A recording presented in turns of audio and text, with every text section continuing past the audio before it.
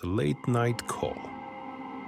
In a quiet suburban neighborhood, Clara was alone in her house scrolling through her phone when she heard a loud knock at the door. It was well past midnight and she wasn't expecting anyone. Nervously, she approached the door and peered through the peephole. A man in a police uniform stood outside, his face obscured by the dim light. "Mom, there's been a disturbance in the area. I need to ask you a few questions," the officer said in a calm, authoritative voice. Clara hesitated but opened the door slightly. The officer smiled, but something about it seemed off. It was too wide, too forced. He asked her about any strange noises, suspicious activity, and finally requested to enter the house to check for signs of a break-in. Reluctantly, Clara let him in. As they walked through the house, she noticed the officer seemed more interested in her personal belongings than in investigating. His eyes lingered on family photos, valuable items, and eventually he asked her about her husband. Clara's heart raced. Her husband had passed away a year ago, something she hadn't mentioned. "How did you know about him?" Clara stammered. The officer's smile faded. He leaned in close, his voice dropping to a whisper. "Ma'am, I've been watching this house for a long time." Clara backed away, her mind racing. She realized she had never seen his badge, never asked for identification. The man in her house wasn't a cop. She turned to run, but he grabbed her arm, his grip tightening like a vice. Now, Clara," he hissed, his voice no longer calm but filled with malice. "You're not going anywhere." The last thing Clara saw before darkness consumed her was the man's face twisting into a grotesque, inhuman smile. The next morning, the real police found the house empty, with no sign of a struggle, only a single photograph left on the floor. In it, Clara stood beside the fake cop, both of them smiling, as if they had known each other forever. The Imposter Patrol. Jake was driving home late one night after a long shift when he noticed flashing lights in his rearview mirror. A police car was pulling him over. Sighing, he pulled to the side of the road, frustrated by the delay.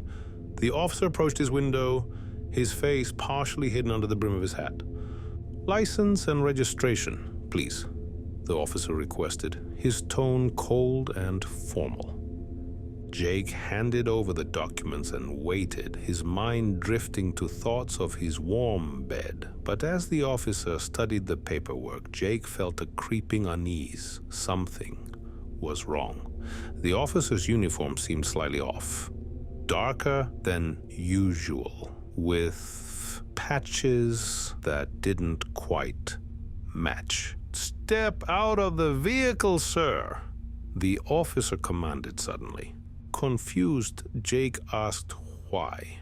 The officer's eyes narrowed, and he repeated the command, this time with an edge of impatience. Reluctantly, Jake complied, stepping out into the chilly night air. As he did, he noticed something strange. The police car had no license plates. "Who are you?" Jake asked, his voice shaking. The officer smiled, but there was no warmth in it. "I'm the last person you'll ever see." Before Jake could react, the fake cop grabbed him, his strength unnatural, inhuman. Jake fought back, but it was no use. The officer's grip was unbreakable. Dragging him towards the police car, the officer opened the trunk, revealing a darkness that seemed to stretch on forever, deeper than the night itself. Jake screamed, but there was no one around to hear. The fake cop pushed him into the trunk and as the lid slammed shut, Jake felt himself falling, endlessly falling into the void. The last thing he heard was the officer's laughter, echoing around him as the darkness swallowed him whole. When the police found Jake's car abandoned on the side of the road the next day, they had no leads, no clues, only the memory of a man who was last seen being pulled over by a cop who didn't exist, the Hollow Badge. Lucy worked the night shift at a 24-hour convenience store, a quiet job with few customers. One rainy evening, a police officer walked in, shaking the water from his hat. Lucy greeted him, and he responded with a polite nod. He was tall, with a stern expression, and his badge glinted in the fluorescent light. "Everything all right, officer?" Lucy asked, trying to make small talk. The officer didn't answer immediately.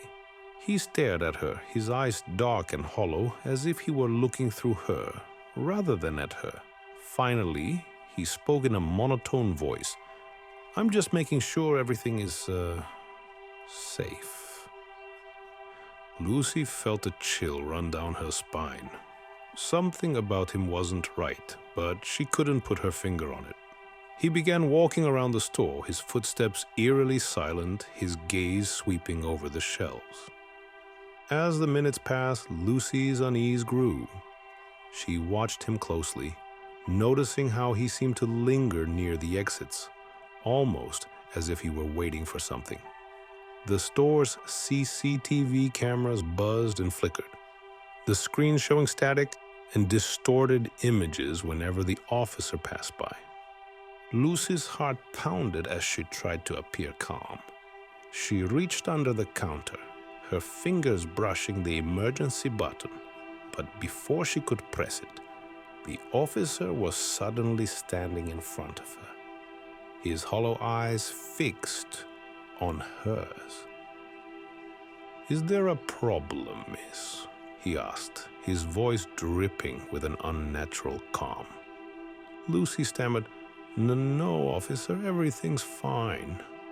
He smiled then, but it wasn't a comforting smile. It was cold, predatory. "Good," he said, "because you wouldn't want to see what happens when things aren't fine." With that, he turned and walked out of the store, disappearing into the rain-soaked night. Lucy exhaled, her hands trembling. She checked the CCTV footage, but the cameras had recorded nothing. No sign of the officer, no proof he had ever been there. The next morning, Lucy found out that a police officer had been killed in a hit-and-run accident near the store several months ago. When she saw the photo of the dead officer in the newspaper, her blood ran cold. It was the same man who had visited her last night, the same hollow eyes staring back at her from the photograph.